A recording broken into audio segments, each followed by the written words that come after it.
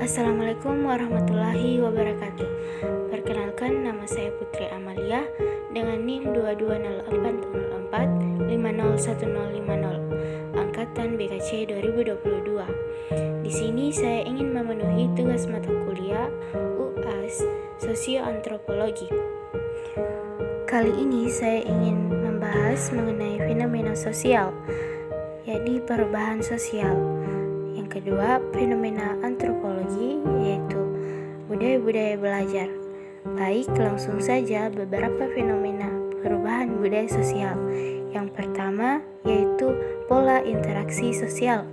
Perubahan sosial dapat mempengaruhi pola interaksi sosial di antara siswa, dosen, dan staf di sekolah.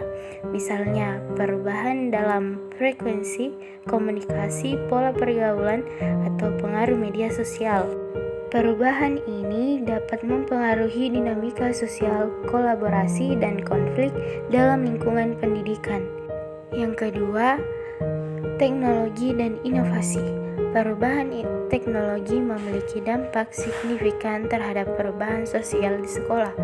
Teknologi baru dalam pembelajaran seperti penggunaan perangkat digital, platform daring, atau sistem manajemen pembelajaran dapat mengubah cara pengajaran, interaksi antara siswa dan dosen, serta aksesibilitas terhadap informasi dan sumber daya pendidikan. Yang ketiga, kurikulum dan metode pembelajaran.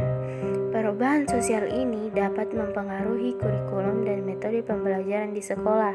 Permintaan akan keterampilan dan pengetahuan yang relevan dengan dunia kerja dan perkembangan teknologi dapat mengarah pada penyesuaian dalam kurikulum. Selain itu, perubahan sosial dapat mendorong pengembangan metode pembelajaran yang lebih interaktif, kolaboratif, atau berbasis proyek. Yang keempat, kebudayaan sekolah. Perubahan sosial dapat mempengaruhi kebudayaan sekolah secara keseluruhan. Nilai-nilai, norma, tradisi, dan identitas koleksi yang dianut oleh komunitas sekolah dapat mengalami perubahan sosial seiring dengan perkembangan sosial dan budaya yang lebih luas. Misalnya, perubahan dalam toleransi, inklusi, atau pendekatan multikultural dan lingkungan pendidikan. Dan yang terakhir, kelima, perubahan sosial dan isu sosial. Perubahan sosial yang terdapat di masyarakat dapat mencerminkan diri dalam sekolah. Isu-isu sosial seperti kesetaraan gender, keberlanjutan lingkungan, keadilan sosial, atau perubahan budaya dapat menjadi fokus perubahan sosial di sekolah. Hal ini dapat mempengaruhi pemahaman siswa, program pendidikan, dan upaya pengembangan masyarakat di lingkungan pendidikan. Selanjutnya yakni gap antara konsep pendidikan ideal dengan fenomena perubahan sosial yang terjadi di sekolah atau kampus dapat timbul dalam beberapa aspek berikut. Yang pertama, filosofi pendidikan dan tujuan pendidikan. Tokoh pendidikan Indonesia seperti Ki Hajar Dewantara menekankan pentingnya pendidikan yang berfokus pada pembentukan karakter, kebebasan berpikir, dan pengembangan potensi individu.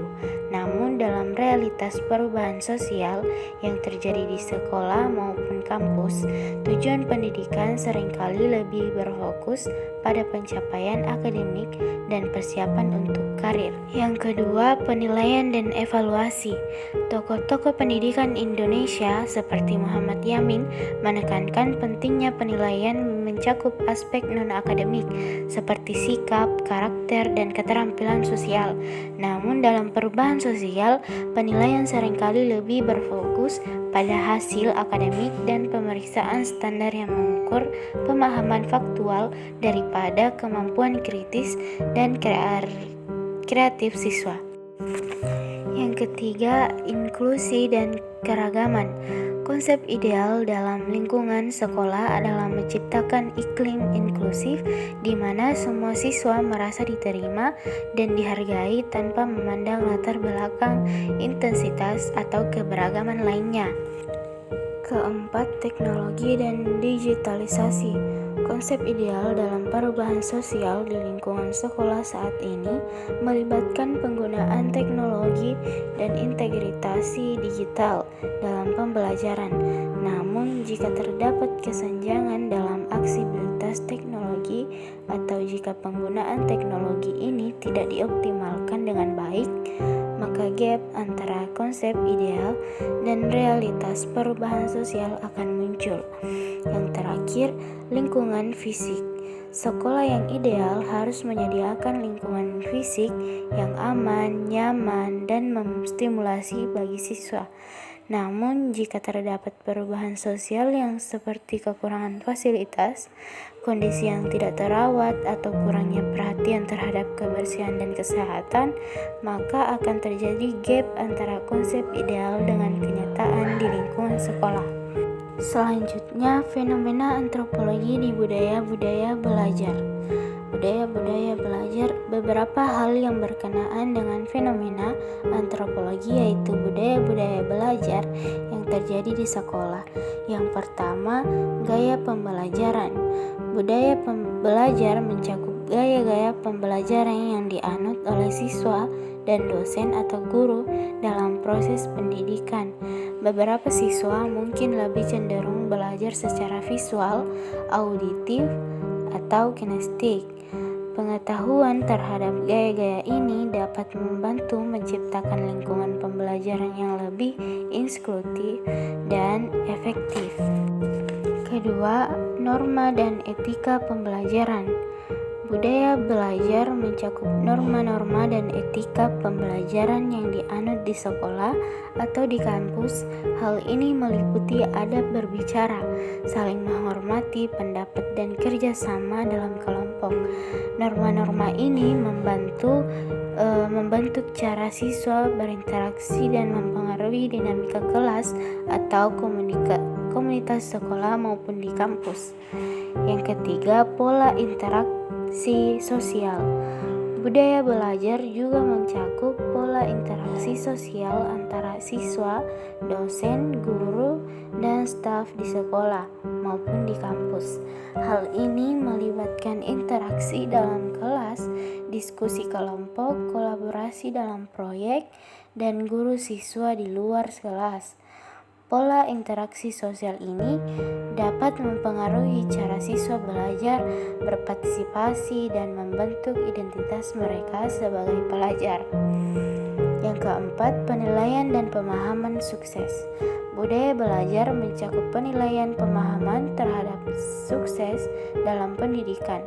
Hal ini mencakup standar pencapaian, cara penilaian, dan penghargaan yang diberikan di sekolah.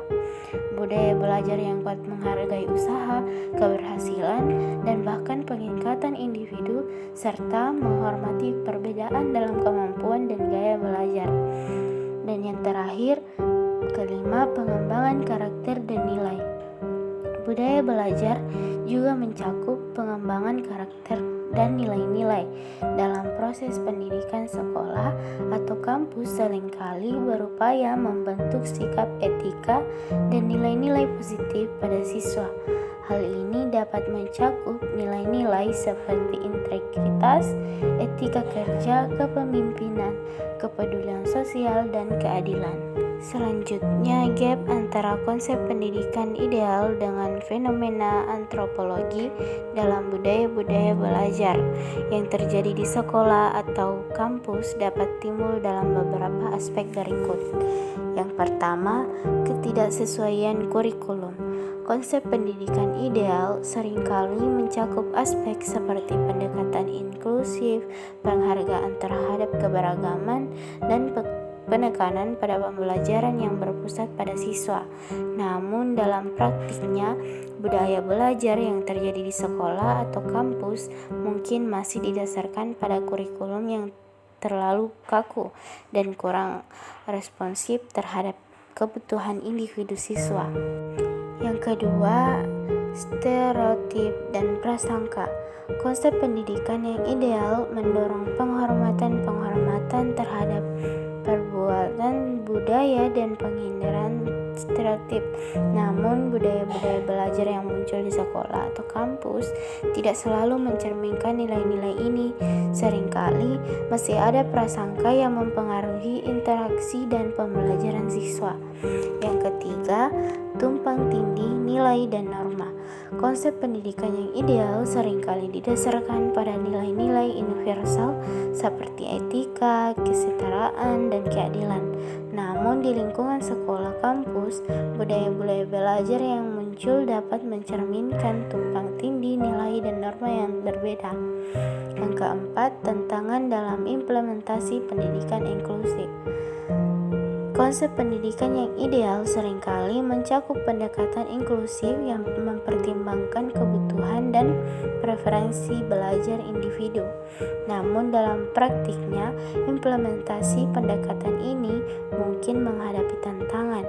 Budaya-budaya belajar yang ada di sekolah atau kampus mungkin cenderung mengikuti pendekatan tradisional yang lebih umum dan tidak memperhatikan perbedaan individu. Yang terakhir, pengaruh faktor eksternal. Lingkungan sekolah atau kampus tidak beroperasi dalam terrealisasi, melainkan mempengaruhi oleh faktor eksternal seperti kebijakan pemerintah, tekanan solusi sosial, dan dinamika masyarakat. Itulah dari saya. Sekian, wabillahi taufiq wal hidayah. Wassalamualaikum warahmatullahi wabarakatuh.